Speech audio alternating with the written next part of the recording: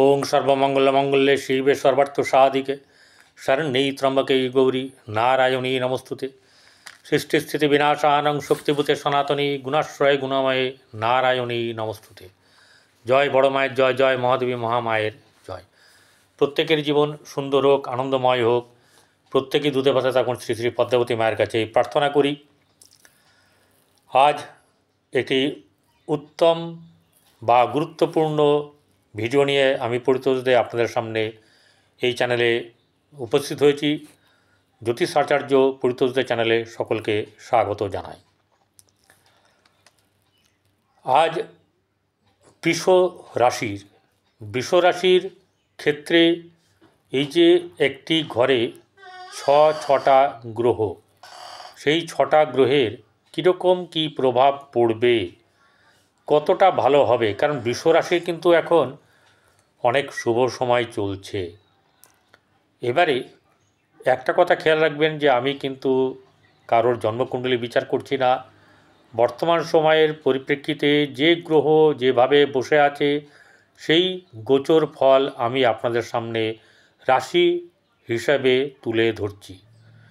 বৃষ রাশির এমনিতেই গোচর অনুযায়ী তার সময় কিন্তু ভালো চলছে।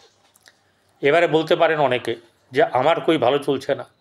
আমি অবশ্যই করে তাদেরকে বলবো যে আপনার জন্মকুণ্ডলী যেহেতু আমি বিচার করছি না, আপনি কোনো কাউকে, আপনার পরিচিত কাউকে দিয়ে আপনার জন্মকুণ্ডলীটা বিচার করিয়ে নেবেন এবং প্রতিকার যদি করার থাকে করলে করবেন, না করবেন আপনার ব্যাপার, কিন্তু দেখিয়ে নিন। এটা কিন্তু আপনাদের জন্যে খুব ভালো হবে। যারা সাবস্ক্রাইব করেছেন তাদেরকে অসংখ্য অসংখ্য ধন্যবাদ জানাই। বহু মানুষ এই বৃষরাশি, বহু মানুষ আমাকে আশীর্বাদ করেছেন, সেই আশীর্বাদের পথ ধরে আমি এগিয়ে চলেছি। যারা আমাকে দেখাতে চান তারা 8906781462 এই নাম্বারে যোগাযোগ করতে পারেন। ব্যাপার হচ্ছে যে বৃষ রাশি, প্রথম কথা হচ্ছে যে বৃষ রাশির কেমন যাবে। এই ছটা গ্রহ 29শে মার্চ আপনার শনি যখন চলে যাবে মীন রাশিতে রাত্রিবেলায় 9:44, তখন এই ছটা রাশির যে প্রভাব একসঙ্গে থেকে সেটা আপনি কেমনভাবে উপভোগ করবেন বা আপনার কি হতে পারে সেটাই আমি এখানে তুলে ধরব।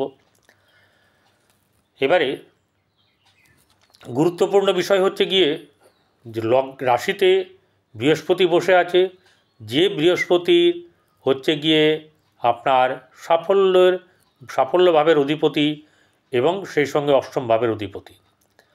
তো এখানে যদি সে বসে আছে কোথায় না রাশিতে, সেই রাশির অধিপতিও তুঙ্গ হয়ে বর্তমানে সে অস্ত গেছে এবং সে বক্রী হয়েছে শুক্র, তবু তার দাপট কিন্তু ভালোই আছে।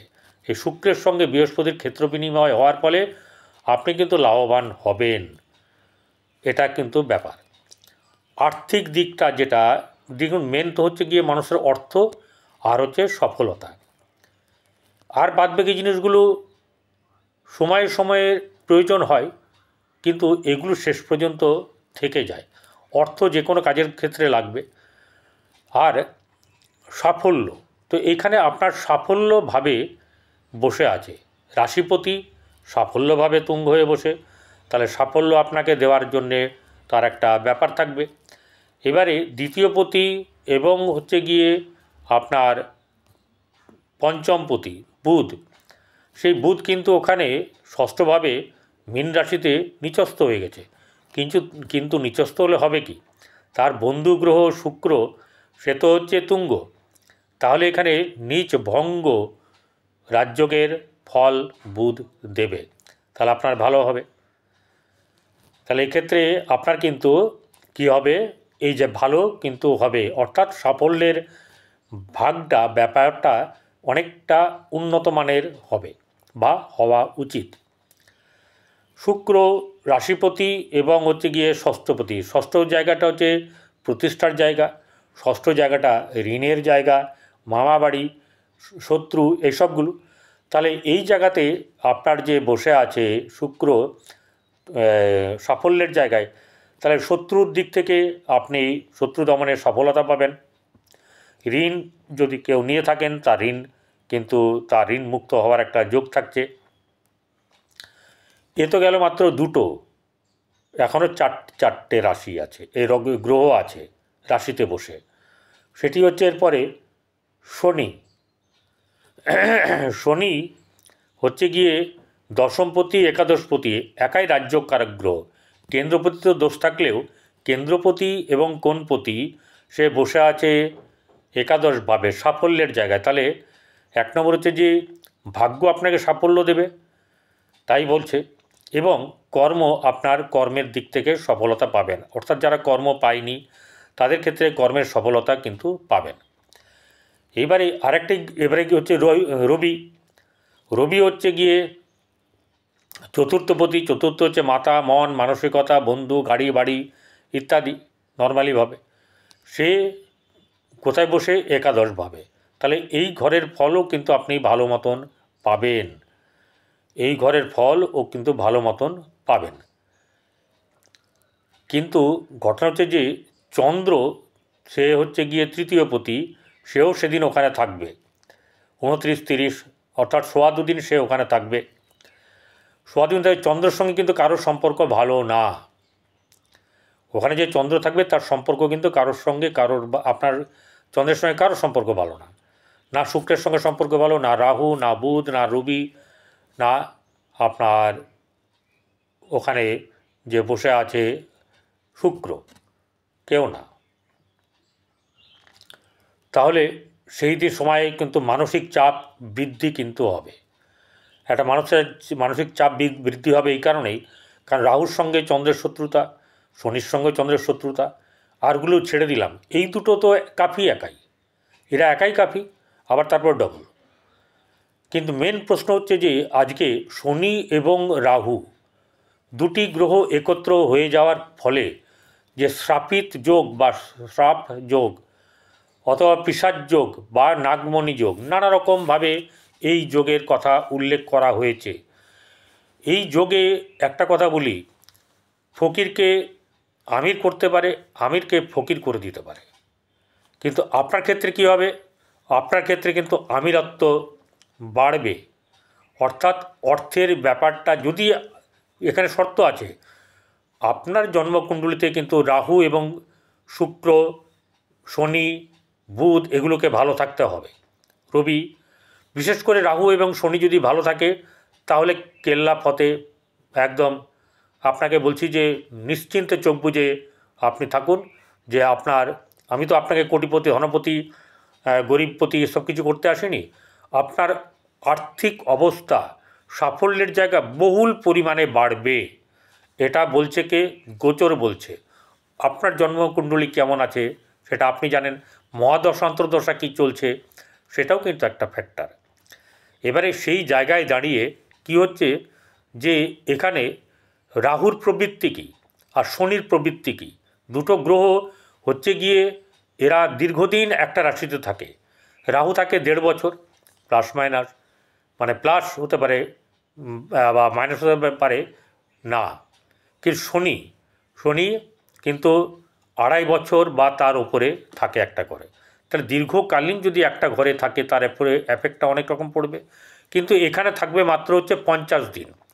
এই 50 দিনে যে অবস্থাটা করবে বৃষ রাশির, সেটা হচ্ছে যে তাদের বললাম শনি আর রাহু যদি জন্মকুণ্ডলিতে ভালো থাকে তাহলে কিন্তু কেল্লা ফতে, অর্থাৎ আপনার আর্থিক অবস্থা, আর্থিক সফলতা, কর্মের দিক থেকে সফলতা, এই ব্যাপারগুলো কিন্তু অধিক পরিমাণে বাড়বে এবং বাড়বেই। এটা নিয়ে কোনো সংশয় নেই, থাকতে পারে না। কারণ হচ্ছে গিয়ে ওই যে বললাম, আপনার রাহুর ক্যারেক্টারটা হচ্ছে গিয়ে, রাহু কোনো জিনিসকে খুব বাড়িয়ে তোলে, আবার কোনো জিনিসকে খুব ঘাটা করে দিতে পারে। সমুদ্রের জলের মতন বিরাট বড় নিয়ে এলো, ঢেউ নিয়ে এলো, সব আবার ধুয়ে মুছে নিয়ে চলে যেতে পারে। এটা হচ্ছে রাহুর ক্যারেক্টার। রাহু আচানক দেবে, রাহু কাউকে মান্যই করে না। যে কী দেবো, কতটা দেবো, ওসব নিয়ে ব্যাপার নেই, দিতে হবে দিয়ে দাও। আবার নেওয়ার সময় কিন্তু যা থাকবে, আরও যা থাকবে কুড়িয়ে বাড়িয়ে এদিক ওদিক থেকে আরও নিয়ে নেবে। এ হচ্ছে রাহুর ক্যারেক্টার। রাহু ইন্টেলিজেন্ট, শনি হচ্ছে কর্মের অধিপতি, পরিশ্রম করতে পারে। এখানে শনির ক্যারেক্টারটা কীরকম, শনি হচ্ছে কর্মদাতা, কর্মের দণ্ডদাতা।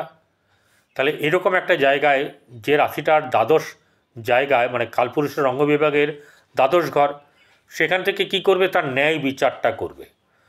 তো এই জাতক বা জাতিকাদের যাদের যা প্রাপ্য আছে, তাহলে গত জন্মের বা তার আগের জন্মে যদি কোনো আপনার প্রাপ্য থেকে, সেটা কিন্তু ঝাটকাভাবেই দিক আর যেভাবেই দিক, শনি কিন্তু আপনাকে রাজা করে দিয়ে চলে যাবে।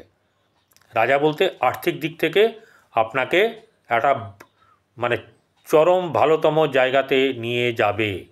কিন্তু শনি কী করবে, শনি কিন্তু উল্টোপাল্টা দেবে না।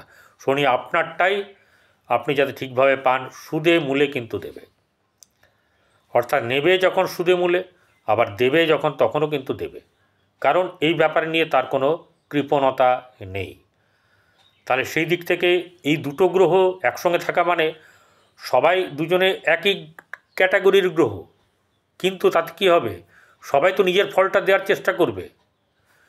আপনি এবং আরেকজন যদি কে থাকে, সবাই তো নিজের কাজটা করার চেষ্টা করবে, নাকি কেউ বলবে যে ও কাজ করছে করুক, আমি করবো না, এরকম তো হয় না। কাজ দুজনেরই আছে, কাজ দুজনেই করবে। তাহলে এই জায়গাটাতে আপনাদেরকে ভালো করে ব্যাপারটা ধরতে হবে। সেটা হচ্ছে গিয়ে আনলিমিটেড পয়সা যদি আসে, সেটা কিভাবে আসছে সেটাকে লক্ষ্য রাখবেন। আনলিমিটেড পয়সা কিন্তু আসার সম্ভাবনা বেশি। সেটা কিভাবে আসবে আপনি বুঝতে পারবেন, সেটা লটারির মাধ্যমে আসতে পারে, অথবা আপনার জীবনে যদি কর্মের মাধ্যম দিয়ে সেটা হয়, সেটা দিয়ে পেতে পারেন। কম মানে পরিশ্রমে অনেক বেশি রোজগার, সেটাও হতে পারে। কিন্তু আমি এটা বলবো না যে আপনারা লটারি কাটবেন, আমি এটাতে বিশ্বাসী নই। লটারি যদি কাটবার থাকে বা পাওয়ার থাকে, আপনাকে টেনে নিয়ে যাবেই, কিন্তু নেশা নয়। যারা নেশা করেন তাদের জন্য আমার কোনো কথা নেই, কারণ আমি এখানে লটারির নম্বরও দিই না, লটারি নিয়ে আমি সেভাবে বলি না। হ্যাঁ, প্রাপ্তিযোগ থাকতে পারে, আপনারও প্রাপ্তিযোগ কিন্তু থাকতে পারে। তাহলে এখানে শনিও কিন্তু প্রাপ্তিযোগ দেয়, প্রত্যেক গ্রহই দেয়। শনি যে প্রাপ্তিযোগ দেবে, সেই প্রাপ্তিযোগে কিন্তু আপনার ফল ভালো হবে এবং আপনি অনেক অনেক উঁচুতে উঠবেন। আপনার ভালো হবে, এই 50 দিনে আপনি অনেক কিছু করে দেখাতে পারবেন। এরকম অনেক কিছুই আপনার ভালো হবে। ভালো থাকবেন, নমস্কার।